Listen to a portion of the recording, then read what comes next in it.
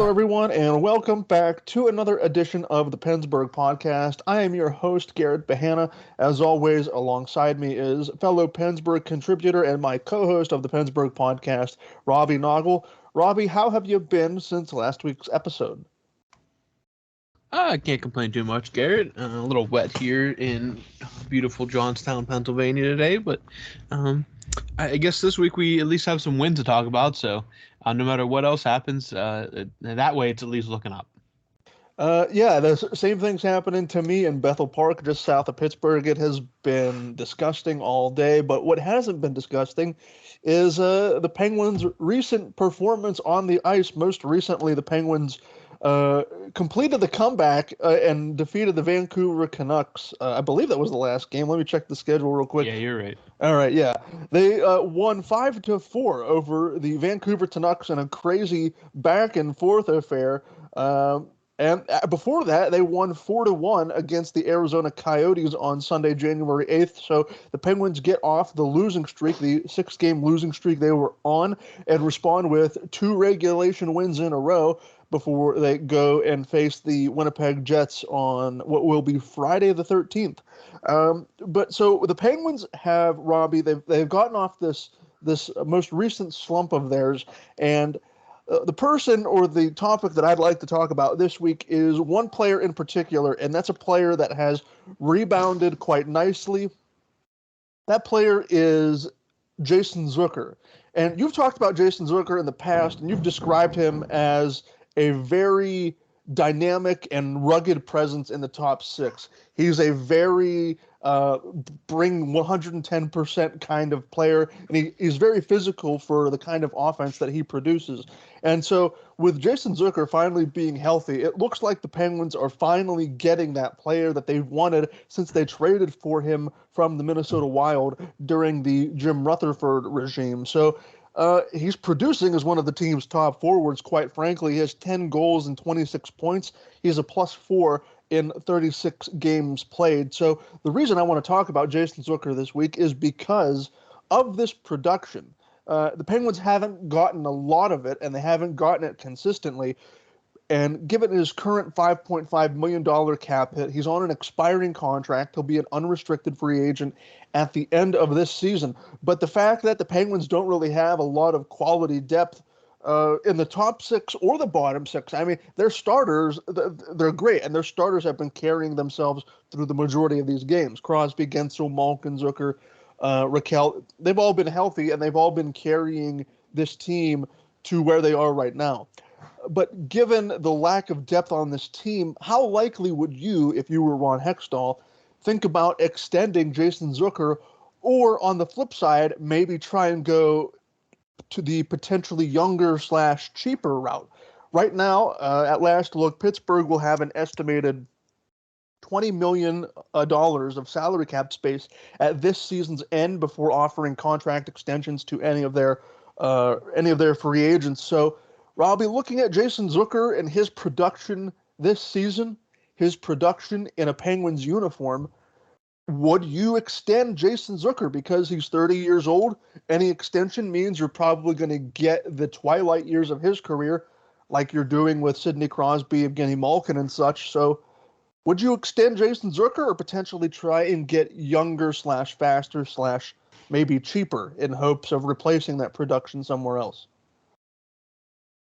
Yeah, I think the Jason Zucker case is an extremely unique case, and it's going to be one that everybody's going to be keeping their eye on, especially in Pittsburgh, because he presents such a kind of conundrum for the Penguins. This year, relatively healthy, knock on wood. Yeah, he did miss a couple games, though it did look like he was going to miss more in December, but he came back pretty quickly. And for the most part, been in the lineup and been effective this season. We saw in the playoffs last year just what he can bring to the team when he's in the lineup, and what he brings to the team is that effort with some goal scoring. The one thing every time Jason Zucker's on the ice, you're going to get 110%. I don't recall a game in Pittsburgh where he's taken a night off or even a shift off. He is pedal to the metal the entire time he's on the ice, and that's exactly what the Penguins need, and what he does really fit so well into the system that Mike Sullivan wants to play. So I think that if you're listing your options, your top option right now is to extend Jason Zucker, and you do so at, obviously you have to make the price work, and a team-friendly price, I don't know exactly what that number is. I don't know if he's going to score enough that he's going to completely outprice himself from Pittsburgh. I think if you look at everything he does, he has to be a guy that is a priority this offseason. Or if you even want to maybe work on a deal now, you never know if that door is open right now or if you're going to have to wait to the offseason. But I think that Jason Zucker, and not just for the offense, obviously he does chip in enough offense. He'll probably be around 20 goals, which I think suffices. Not quite a career high, but probably more in line with what a guy like him, what to expect out of a guy like him. But I just think that he does so much and he fits so well into the system, more so than about anybody else that is on the market. And the market, it's going to be hot again. I mean, guys are going to be demanding big bucks as a free agent come July. And I just think that, I mean, looking at exactly what is going to be out there, Jason Zucker, if you can get the deal done before free agency, maybe you get a little bit more of a bargain before other teams start making the phone ring and offering him more than what the Penguins can. I think you absolutely have to look at extending him. And again, maybe there's other moves this offseason where you can offset that cap hit in the end with maybe a guy like Kasperi Kapanen has moved out of town. Brian Dumoulin's coming off the books. A lot that can be done to kind of mitigate any potential impact of any kind of contract extension for Jason Zucker. But I really think that if you look at his body of work and what he's done this year, the offense has been plenty fine for what you expect out of a guy like Jason Zucker. But it's more the effort he gives, the absolute pain in the rear that he is to other teams. He's 110% the entire time, like you said. He's full bore, he's full tilt every time he's on the ice. And again, the injuries you have to factor that in. Luckily, so far this year, the detrimental injury hasn't affected Zucker. If that would have happened, if that injury in December would have been having him still out of the lineup today, then we're having a completely different conversation. But every time he's on the ice this year for the Penguins, he's been a contributing factor. He's a pest to play against. And he's not a dirty pest. He's so good on the forecheck. He drives teams crazy. He's relentless. He is fast. And he really is something that the type of player that fits so well into the Mike Sullivan system in Pittsburgh, that if you weigh all your options of what could or will be available this summer, I think the best route right now is to try to bring back Jason Zucker, find a contract that works for both sides, because once that market opens, it's going to be a heck of a lot harder to bring in a Zucker-type player for the right price than what I think you can get Jason Zucker for right now. So if I'm weighing my options, my option one is bring Jason Zucker back. Two, then I guess would be look at the market or look at the trade market to see what is available. And the third option would be to replace within the system. I just don't think the Penguins have those horses to do in the system what Jason Zucker does at the NHL level. So looking at it, I would not be mad if Ron Hextall and Jason Zucker, those two camps came together, hammered something out, and got Jason Zucker here for the next 3 or 4 years. And I think that they can definitely make the price work. Well, if they can make the price work, I guess it's just a matter of waiting and seeing as we get closer to the offseason, what that contract might potentially look like. But that's a question for Ron Hextall, and that's a question for another time as we get closer to the offseason, like I mentioned. So we'll switch gears now and go into the mailbag segment. If you're a first-time listener or a long-time listener and you're interested in contributing in this mailbag segment, you can do so by following our PensBurgh podcast Twitter account. Every week we'll send out a mailbag tweet asking for your participation in this mailbag segment. Robbie, as always, you'll get question number one. We have 6 questions this week. The first question is from Brendan. I went to the Canada versus U.S. game. I have been to a Seahawks game in Seattle, a Blue Jays game in Toronto, and a Penguins versus Carolina Hurricanes game in Carolina, and many a Moosehead game, including the Nate/Jonathan Drouin years. Is he referring to? Did Nathan MacKinnon play his junior hockey with the Moosehead? Could be. Maybe. I don't know. Maybe. I know Drouin is Jonathan Drouin, but Yeah. not a prospect expert there by any means. But continuing on, nothing has ever met that experience of Canada versus U.S. This is a 2-tweeter, so apologies if I lose. Nothing will ever beat that experience. The whole crowd was one heartbeat. It was amazing. To add to the Canada/U.S. game, one of the guys I wanted was Robbie. How do you pronounce this prospect's name? Is it Snuggerud? Yeah, I think that's something. Yeah, I think it's Snuggerud. He was drafted by the St. Louis Blues with like the 21st pick in the 2022 draft, I believe.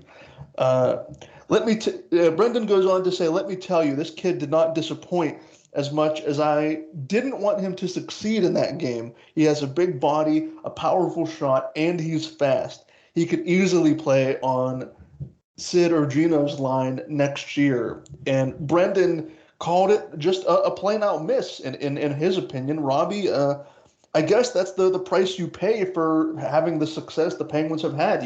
You might not get a prospect like this, or maybe some of the other higher tier prospects.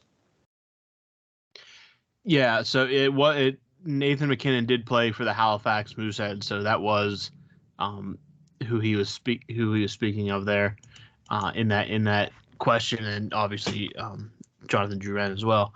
But yeah, I think people were really kind of underselling the Owen Pickering selection. It's very, very, very early in this process. Snuggerud ready for next year. Oh boy, when you're picked 20 in the 20s of the NHL draft, you have to be a really special player to be ready to make that jump that quick. But this Canada USA game I did watch, and yeah, it was just absolutely unhinged. Pretty much the entire, not quite as unhinged as the bronze medal game between the United States and Sweden, but this game definitely had just about everything in it. Two obviously continental rivals in the biggest junior hockey tournament in the world, and it was really just a fun show. So, I mean, if you were able to be there, then that had to be an incredible experience just because it had to be just an absolute madhouse. Obviously, Canada did find a way to win, but yeah, just I don't want to call Pickering a miss yet, just because it's been 6 months since he's been drafted, so it's really hard to kind of put anybody as a hit or miss on this draft yet, because most of these guys won't see the NHL for at least 2 or 3 years yet. So, but yeah, being able to go to that semifinal game between the United States and Canada, it was crazy on TV. I can't imagine what it was like in person. Number 2 from Brian. I know this is a Penguins podcast, but this is a hot topic around Pittsburgh. Do you want Nutting to sell the Pirates? I want nothing more than to see the team have success for longer than a few years. Yeah, I hate to say that I'm not a Pirates fan, but I'm really not. I've become disenfranchised, and I'm not going to be disillusioned by the common, wait until 2024, wait until 2026, wait until 2028. I've been burned too many times by Bob Nutting to give him any more of my money, and I will not be doing it until there is a new owner. I don't think there will be a new owner. Bob Nutting has to either be forced out through some contrived way that would require like an investigation into his misdeeds if he has any, or he would have to sell the team. And I don't think he's going to sell the team. I think he's going to pass it down into his family, into his daughter's hands, I do believe. So maybe his daughters run the team differently than he does. But yeah, I'd love for the Pirates to be competitive in the summer, so when the Penguins stop playing and the Steelers aren't playing, I have something sports related to watch in Pittsburgh.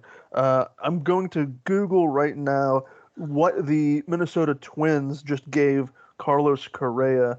I think it was like, It was like 20 million or something, or 200 million or something like yeah. that. I mean, I find it hard to believe that Minnesota's market, because everyone always says the Pirates can't compete and small market teams can't compete. I don't think the Minnesota Twins are a baseball hotbed. I mean, if the Minnesota Twins can give an elite player like Carlos Correa $200 million, there's no reason why the Pirates can't do something like that. It's because the Pirates don't want to do that. It's because Bob Nutting does not want to put his money into this team, and he doesn't want to really field a competitive baseball team.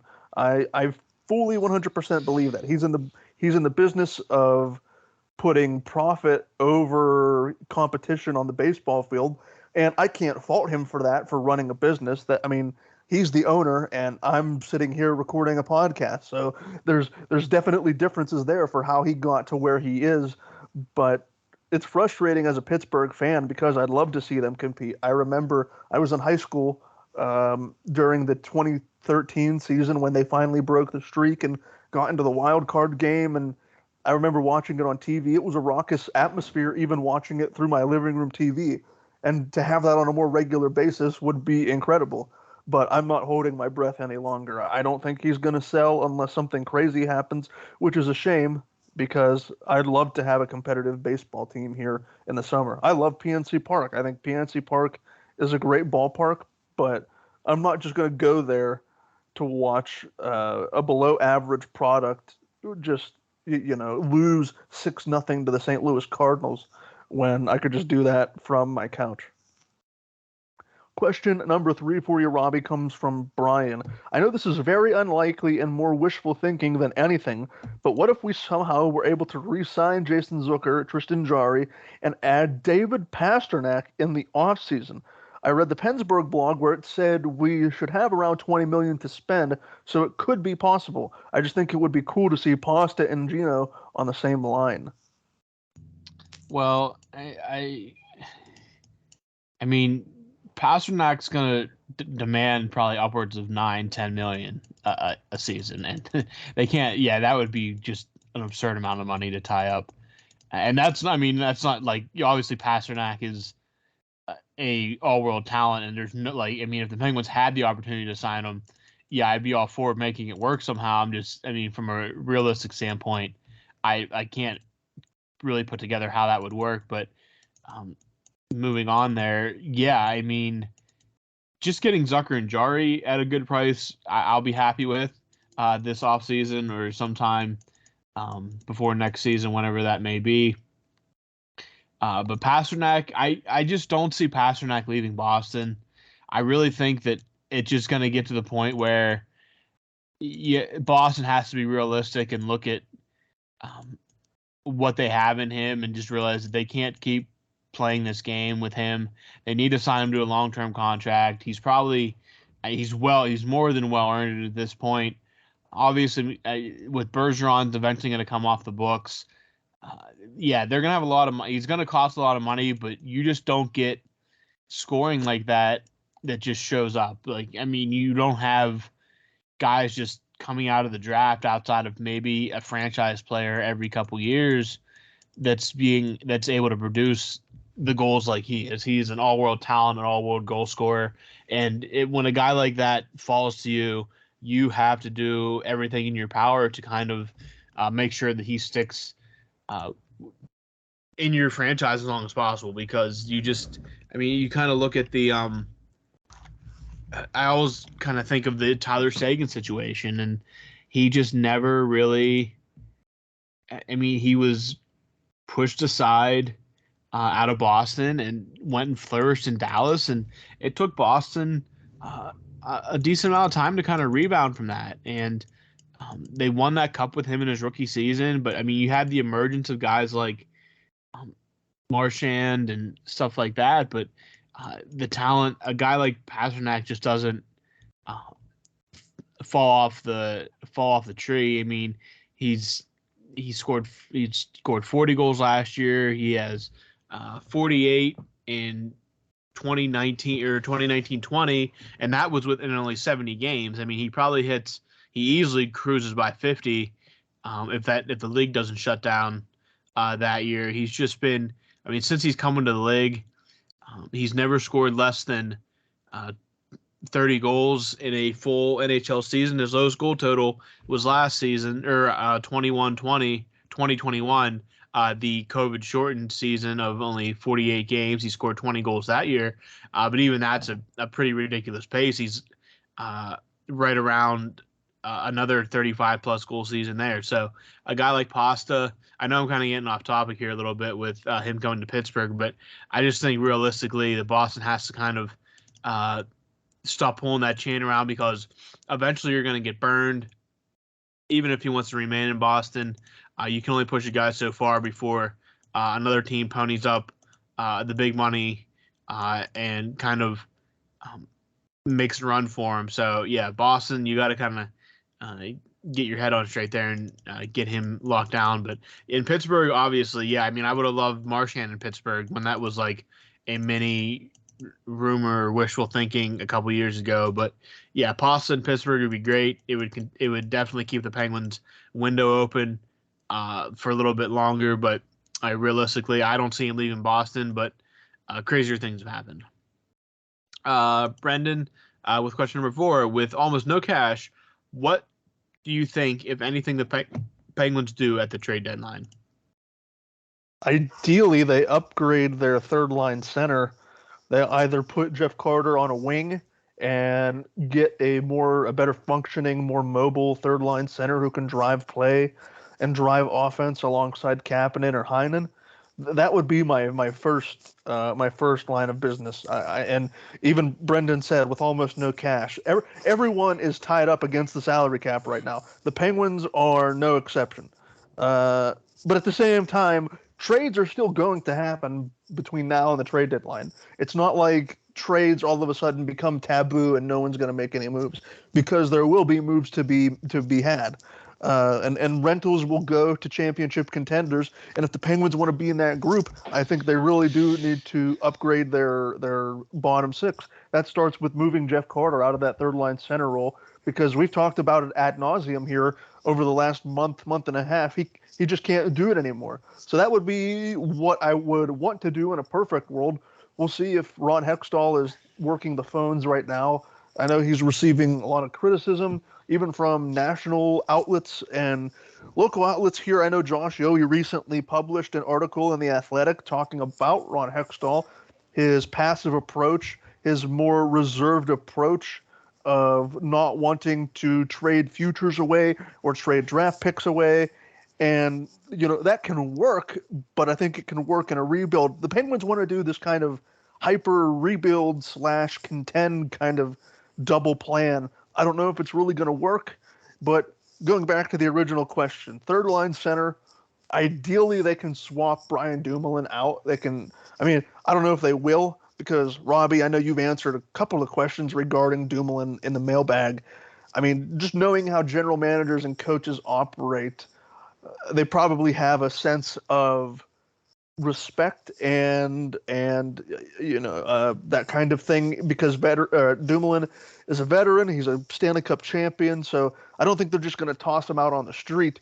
But if I was running the team, it would be third line center and shipping Dumoulin off for a more mobile left-handed defenseman or another right-handed defenseman, because they do seem to have a logjam on the left side. So maybe get another right-handed defenseman if you can. But that's wishful thinking. We'll actually see what comes to fruition between now and the trade deadline, if anything. Hopefully something happens. Hopefully Hextall can work the phones and get an upgrade in that bottom six. Question number 5 comes from Brian.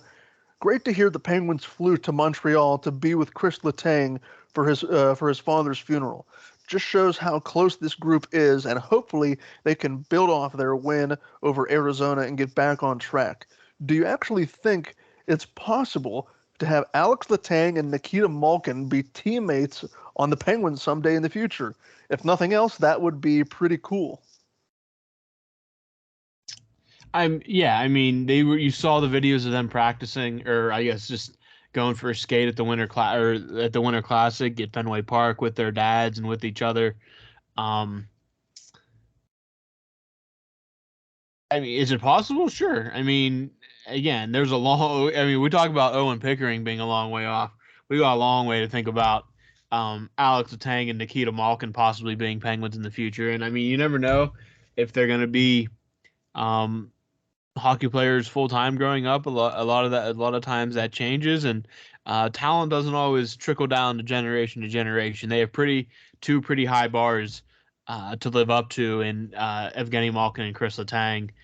And then coming to Pittsburgh, there would be a ton of pressure on those two, and obviously there's a lot that goes into all that with the draft and stuff like that. So, um, yeah, I mean, would it be cool? Obviously, it would be. It's been fun to kind of watch Alex Letang and Nikita Malkin grow up. Nikita came around right around the 2016 Stanley Cup, and Alex was a few years before that. And you had Alex at the All Star game with his dad, kind of taking over the show. Um, there, he was kind of like the main attraction, answering questions at the press conference, and just being having fun like a young kid does. And yeah, it's great to have. I mean, it's kind of crazy now that thinking back that when all this run started and stuff like that, these guys like Letang and Malkin were just kids themselves, basically, coming to Pittsburgh to play hockey. And now that they're raising kids and these kids are getting into their kind of formative adolescent years. So yeah, it's definitely fun to watch, and it also, I mean, kind of bittersweet because you know that the good times are coming to an end with this generation. But having them in Pittsburgh at some point would obviously be fitting.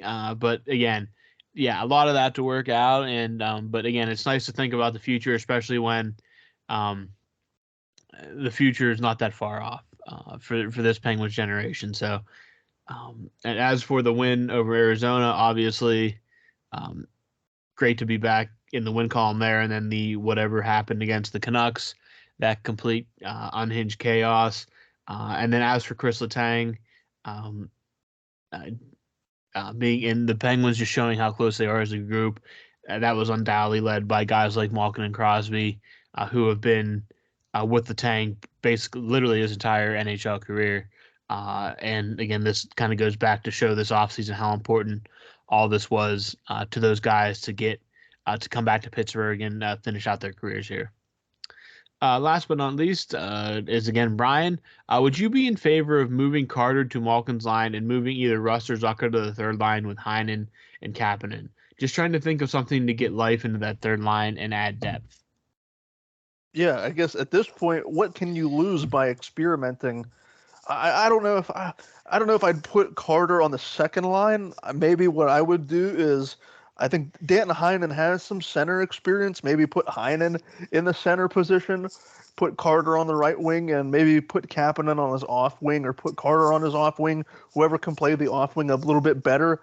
I don't know. I mean, you're trying to make chicken salad out of chicken, you know what, to keep this PG. But I mean, goes back to the question that I answered just a little bit ago regarding the cap strap Penguins and the trade deadline. Ideally, yes, ideally Carter can move to the wing. And what I would do, I would put him on the wing on the third line. I wouldn't move him up. I wouldn't mess with the top six at all. I'd keep the top six intact, because if you want to win, if you want to have a chance to win any of these games, the top six is probably going to have to carry its fair share of offense, because I mean that's how weak I view the bottom six right now. So moving Carter to the wing, yes, I agree with that. Maybe moving Heinen to the center position, maybe move Bluger up, maybe move Teddy Bluger up to the third line center role, maybe put Drew O'Connor as a fourth line center. I mean, those kinds of experimental roster moves, I don't know if Mike Sullivan would be in favor of in the middle of the season.